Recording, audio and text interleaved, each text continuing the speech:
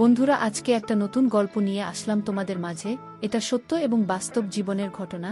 শেষ পর্যন্ত শোনার অনুরোধ রইল। শুনলে তোমার মধু চলে আসবে। দেরি না করে চলো শুরু করা যাক।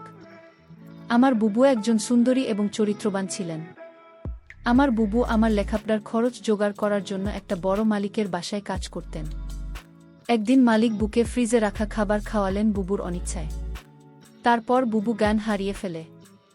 অজ্ঞান অবস্থায় মালিক বুবুর সাথে যা করেছিল বন্ধুরা, তা শুনলে তোমাদের মাথায় কাজ করবে না। বাকি ঘটনাটি গল্পতেই বলছি।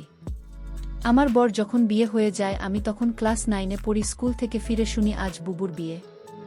আব্বা আমাকে বললেন, সোহান, ঢাকা থেকে মেহমানরা আসবে, তুই এক ছুটে বাজারে যা, রহিমকে বল তার ডেকোরেশনের চেয়ার পাঠাতে। আমি এক দৌড়ে বাজারে চলে গেলাম।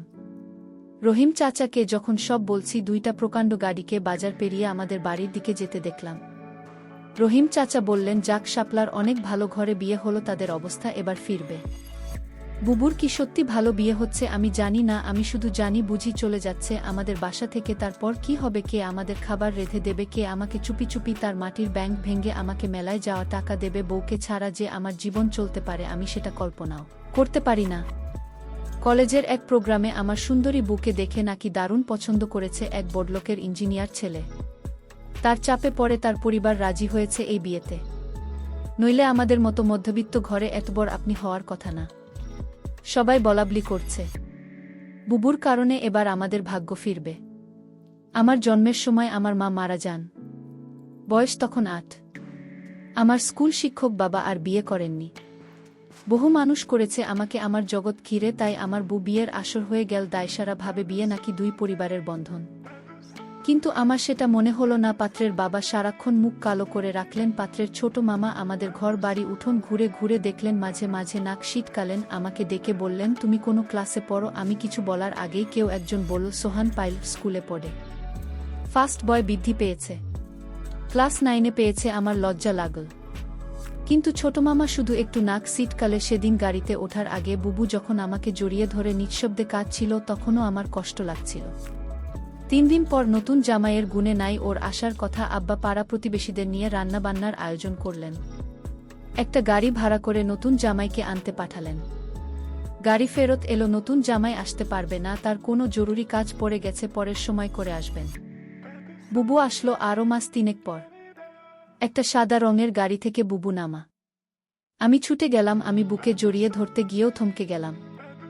গায়ে দামি ফিনফিনে শাড়ি, মুখে পার্লার থেকে করা করা মেকআপ, প্লাক করা বা কোনো ভ্রু আর স্ট্রেট করা চুলে। আমার বুকে কেন জানি হঠাৎ অচেনা লাগল। আব্বা দৌড়ে এলেন, জামাই আসেনি না, আব্বা সাইটের কাজে গেছে। বুবু, আব্বাকে ধরে কিছুক্ষণ কাঁদো। আমি সারাদিন বুবুর আশেপাশে ঘুরঘুর করলাম, কিন্তু বুকে কেমন আনমনা দেখলাম। শুধু একবার আমাকে জিজ্ঞেস করল, সোহান, পড়াশোনা করছিস ঠিকমতো? রাতে আমার ঘুম এল না, বড্ড অভিমান হলো। বুবু অনেক বদলে গেছে। এই অল্প দিনে এত বদলে যেতে পারে মানুষ। বহু 3 দিন থাকল। শেষের দিন দুলাভাই এলেন বুকে নিয়ে যেতে। দুলাভাই দেখলাম বেশ গম্ভীর। আমাকে ডেকে বললেন, কি রে সোহান, পড়াশোনা করে ঠিকমতো নাকি সারাদিন বাদরামি? আমি কিছু বললাম না। দুলাভাই আসার পর থেকেই বুবুর মুখটা কালো হয়েছিল। কারণ ও দেখলাম তার আমাদের সামনেই কপাল কুঁচকে 2বার বুকে ধমক দিলেন দুলাভাই। বুবু চলে যাওয়ার পর সেই রাতে আব্বা আমার ঘরে এলেন। অপরাধীর গলায় বললেন, সোহান, তুই তো অনেক বড় হয়ে গেছিস। বলতে তো আমি কি কোনো ভুল করলাম? আমি হয়তো সত্যি বড় হয়ে গেছি। মনের কথা চেপে বললাম, কেন সেটা বলছেন? বুবু অনেক ভালো আছে, কিন্তু আমি ঠিক জানি আমার বড় ভালো নেই। বুবুর হাতে কালশিটে দাগ দেখেছি। আমার হাসি খুশি বুবু কেমন গুটিয়ে গেছে মাত্র 3 মাসে। এর ঠিক 1 বছরের মাথায় আব্বাজান মারা গেলেন। আমি একা হয়ে গেলাম। পাড়া প্রতিবেশীরা বুবু দুলাভাইকে চেপে ধরলেন আমাকে নিয়ে যাওয়ার জন্য। বুধ কণ্ঠা নিয়ে দুলাভাইয়ের মুখের দিকে তাকান। দুলাভাই কিছুক্ষণ ভেবে বললেন, সোহান চলুক, কাজে লাগবে অনেক। কাজেই আমি আমার বই খাতা নিয়ে বুবুর বাসায় উঠলাম। দুলাভাইয়ের পোস্টিং তখন আমাদের গ্রামের কাছেই শহরে। ছোট ছিমছাম 2 রুমের বাসা। আমি এক রুম ভাগে পেলাম। শহরের একটা স্কুলে ভর্তি হলাম। দুলাভাই চাকরির পাশাপাশি কন্ট্রাক্টরের ব্যবসা করতেন। একদিন আমাকে বললেন তার সাইটে গিয়ে কাজ তদারকি করতেন। আমার স্কুলের ক্লাস মিস হতে লাগল। আমি বইখাতা নিয়ে কাজের সাইটে চলে যেতাম। সারাদিন কাজ শেষে বাসায় ফিরে খুব ক্লান্ত লাগত। আমার রেজাল্ট খারাপ হতে শুরু হলো। বুবু একদিন ভয়ে ভয়ে দুলাভাইকে বলল, সোহান ভালো ছাত্রর পড়াশোনার ক্ষতি হচ্ছে না তো? দুলাভাই তেতে উঠলেন, গরিবের ছেলে খেতে খেতে হবে। পড়াশোনা করে কি হবে, যতটুকু দরকার ততটুকু শিখলেই হবে। বুবু তাড়াতাড়ি বলে উঠলেন, ঠিকই তো সোহান, পড়াশোনা করে প্রতিষ্ঠা পেতে সময় লাগবে। তুই দুলাভাইয়ের সাথে কাজ শেখা, অনেক কাজে লাগবে। আমি বুবুর কথায় অবাক হয়ে গেলাম, এই বুঝিয়ে আমাকে তৈরি করেছে, সবসময় বলতো পড়াশোনা করে একদিন অনেক বড় হতে হবে। পড়াশোনা ছাড়া আমার আর কোনো কাজ নেই। আজ কত পরিবর্তন! আমি দুলাভাইয়ের সাইটে কাজ দেখতে লাগলাম। ক্লাস 9-এর এক কিশোরীর জন্য নিশ্চয়ই খুব সহজ কাজ না, কিন্তু আমি শিখতে লাগলাম, সাথে পড়াশোনা করতাম। সাইটে সাইটে লোকজনের কাছে খবর পেতাম। দুলাভাইয়ের কর্মকাণ্ড নিয়ে দুলাভাই আরও কয়েকজনের সাথে প্রেম করে বেড়ায়। আমি টের পাই, মাঝে মাঝে বুবুর চাপা কান্নার আওয়াজ পাই। সকালে কিছু কিছু দিন বুবুর হাতে নতুন কালশিটে দাগ বুঝতে চেষ্টা করে আমি বুঝেছি দুলাভাই বুকে অন্যায় অত্যাচার করে আমার বুবু অনেক বদলে গেছে। আমার মনে হয় আমাকে নিয়ে বুধবারই অস্বস্তি বোধ করে কেমন পালিয়ে বেড়ায়, দেখা হলে ঠিকমতো কথা বলে না। মাঝে মাঝে দুলাভাই বুকে পালার থেকে সাজিয়ে পার্টিতে নিয়ে যায়। আমার অবাক লাগে। তবুও একটা দিন যখন বাসায় দুলাভাই থাকে না, হঠাৎ সেই পুরনো দিনের মতো তবুও তেল নিয়ে বলে, সুহানাই তোর মাথায় দিয়ে দিই। আমার চোখে পানি আসে, আমি লুকাবার চেষ্টা করি।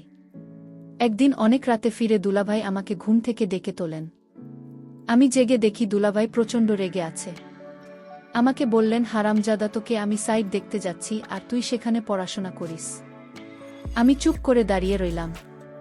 হঠাৎ করে দুলাভাই আমার চুলের মুঠি ধরলেন, বলার, সাইট থেকে 1 লক্ষ টাকা চুরি করেছে কে, নাকি তুই করেছিস? আমি অবাক হয়ে গেলাম। সাইটে টাকা পয়সা সংক্রান্ত কোনো কিছুর সাথে আমি জড়িত না। আলাদা অ্যাকাউন্ট আছে। তবু বললাম, আমি কিছু জানি না। দুলাভাই, তুই জানিস না? কেন জানিস না? তুই এর সাথে জড়িত শিওর? আমার খেয়ে আমার সাথে দাওতা বাজি। দাঁড়া। দুলাভাই তার বেল্ট দিয়ে আমাকে মারতে আরম্ভ করলেন। আমি সারা জীবনে কখনো মার খাইনি। পরিবারে আদরে মানুষ হয়েছি। স্কুলে ভালো ছাত্র হয়। তারা অত্যাধিক স্নেহ করতেন। আমি দেখলাম বহু পাথরের মতো দাঁড়িয়ে আছে। দুলাভাই একসময় খ্যাপ দিয়ে চলে গেলেন। আমি সারা রাত বিছানায় শুয়েও কালাম। চেষ্টা করলাম মুখ দিয়ে শব্দ না করতে। আব্বা মৃত্যুর আগে বলেছিলেন, সোহান, পুরুষ হয়ে গরিব ঘরে জন্মেছিস, সামনে অনেক কষ্ট আসবে, সব তো থাকবেই, কখনো কাটবি না, পুরুষদের কাছে নেই। পরদিন সকালে আমার ঘুম, শরীরে হালকা জ্বর নিয়ে উঠে দেখি বসে আছে আমার শিওরে, সোহান, উঠতে পারবি? আমি মাথা নাড়লাম। হ্যাঁ। তাহলে চলুন।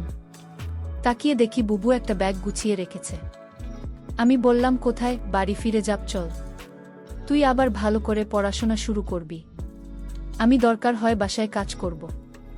2 জনের একটা ব্যবস্থা হয়ে যাবে। আমি অবাক হয়ে তাকিয়ে রইলাম। বুবু আমার জন্য তার স্বামীকে ডিভোর্স দিয়ে চলে এলো এবং সেই বাড়ি থেকে চিরদিনের জন্য চলে এল। তারপর বাসায় আমি আর বহু থাকি। বুবু একটা বড়লোক বাসায় কাজ পেল। তাদের কাপড় ধোয়া, রান্না করা ইত্যাদি তাদের কাজ করতে হবে। মাসে যে টাকাটা পাব সে টাকা দিয়ে আমার লেখাপড়ার করছে। তার পরিবার চলে যাবে। বুবু যে বাড়িতে কাজ করে সেই বাড়ির মালিক বুকে একদিন বলেছিল, তোমার যত টাকা দরকার আমি দিব, তুমি শুধু একটি কথা রাখো। বলল, আমি বাসায় কাজ করি, এটাই আমার চলে, অতিরিক্ত টাকার আমার দরকার নেই। বুঝতে পেরেছিল বাসার মালিকের চরিত্র ভালো না, তারপরও বই বাড়িতে কাজ করে যে টাকা পেত সেটা দিয়েই আমাদের মাস চলে যেত। মালিকের বাসার সবাই একদিন কোথায় ঘুরতে গেল, শুধু মালিক বাড়িতে ছিল। মালিকের নাম আছান আলী। বলল, আজ তো বাসায় কেউ নাই, তেমন কাজ নেই, তাহলে আজ আমি চলে যাই। মালিক তখন বলল, শোনো, অনেক কাজ পড়ে রয়েছে। কি কাজ পড়ে রয়েছে? মালিক বলল, বাসায় কেউ নাই, আমার দেখাশোনা কে করবে? আমি বলেছিলাম, ওটাই তো মালিকের জন্য রান্না করলাম। ঘর পরিষ্কার করে মালিকে খাবার দিয়ে বললাম, রাত অনেক হয়েছে, আমার ছোট ভাইটা চিন্তা করছে, আমি এখন যাই। মালিক ধমক দিয়ে বলল, এই মেয়ে, তুমি বাড়ির চাকরানির, মালিক যখন আদেশ করবে তখন তুমি বাড়ি থেকে যাবে, তার আগ পর্যন্ত এখান থেকে এক পাও লড়বে না। আমি তখনও নিশ্চুপ হয়ে দাঁড়িয়ে রইলাম। আমার মুখ দিয়ে কোনো কথা বের হলো না। হঠাৎ মালিক বলল দর্দ কণ্ঠে, মারে, আমার তো ছেলে মেয়ে আছে, তোর কষ্ট আমি বুঝি। তুই তোর মাকে হারাল, বাবাকে হারালি, নিজের স্বামীকে হারালে, এখন ভাইটাকে লেখাপড়া শিখিয়ে মানুষ করার জন্য পরিশ্রম করেছিস। আমি মালিকের হঠাৎ এরকম ভালো কথা শুনে আমি কিছুটা অবাক হলাম, কিন্তু সে মুখে যা বলছে চেহারায় তা প্রকাশ পায় না। আমাকে বলল আমার স্ত্রী ছেলে মেয়ে তারা 2 দিনের জন্য ঘুরে গেছে। আমি বলেছিলাম আপনি জানি কেন আমার ঘোরাফেরা তেমন একটা ভাল লাগে না। আমি এর আগে বহুবার ঘোরাফেরা করেছি, এখন আর ভালো লাগে না। তুই আমার মেয়ের মতো, ঘর তোকে আমি কিছু টাকা দিলাম তোর ভাইয়ের সামনে পরীক্ষা ভালো মন্দ কিছু খাওয়ায়। আমি বলেছিলাম আমার টাকা লাগবে না। মালিক তখন আমায় জোর করে টাকাটা হাতে ধরিয়ে দিল। আমি না নিয়ে পারলাম না। মালিক আমার প্রতি হঠাৎ এমন দরদ দেখাচ্ছে কেন? যখন মালিকের ছেলে মেয়ে বাড়িতে ছিল তখন তো তিনি এরকম দর দেখায়নি। আমি মালিকের এরকম ভালো ব্যবহার দেখে কিছুটা অবাক হলাম। এরকম কথা বলতে বলতে প্রায় রাত 1টা বেজে গেল। ওদিকে আমার ভাই আমার জন্য চিন্তা করছিল। আমি মালিককে বলেছিলাম এখন আমি চাই, সে তখন বলল না, আজ তুমি যেতে পারবে না, এই বাড়ি তোমার পাহারা দিতে হবে। আমি বলেছিলাম দেখুন সাহেব, আমার ডিউটি তো সকাল 6টা থেকে সন্ধ্যা 6টা পর্যন্ত। মালিক তখন আমাকে অবাক করে বলল, তাই বলে যদি আমার সমস্যা হলে তুমি দেখবে না? আমি তো তোমারে আমার মেয়ের মতোই দেখি। মালিকের কি উদ্দেশ্য ছিল আমি তা জানি না, তবে এটুকু বলতে পারি মালিক তেমন ভালো না। তবে আজ আমার সাথে খুব ভালো ব্যবহার করল। তবে এর আগে যে আমার সাথে ব্যবহার খারাপ করেছিল তা বলছি না। তবে লোকের মুখে শুনি মালিক ভালো না, কিন্তু আজ মালিক আমাকে কিছুতেই বাড়ি যেতে দিচ্ছে না কেন? আমি সেটা নিয়ে দুশ্চিন্তায় পড়ে গেলাম। এর মধ্যে মালিক বলল, আজ আমি নিজ হাতে খাবার তৈরি করেছি। আমি বললাম, কেন নিজ হাতে আপনি খাবার তৈরি করলেন? খাবার তো আমি রান্না করছি, তার মধ্যে আপনি আবার রান্না করলেন কেন? আরে নামা, সেই খাবার না, ফ্রিজে আমার স্ত্রী আমার জন্য কিছু ভালো খাবার আলাদা রাখত, সেই খাবার নিয়ে আসলাম।